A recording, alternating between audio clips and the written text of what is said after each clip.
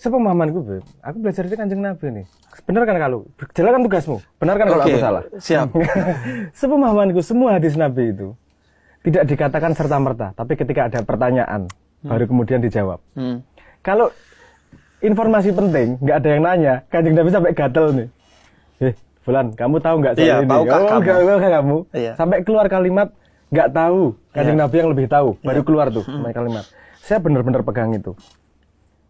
Kenapa saya tiba-tiba ngasih tahu orang? Emang butuh dia?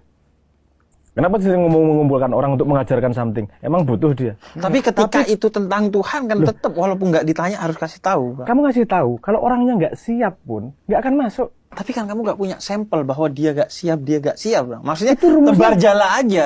Tugasmu tebar jala.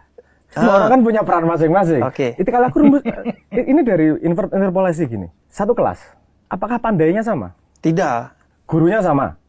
Gurunya satu. Kelasnya sama? Sama. Kok pinternya beda?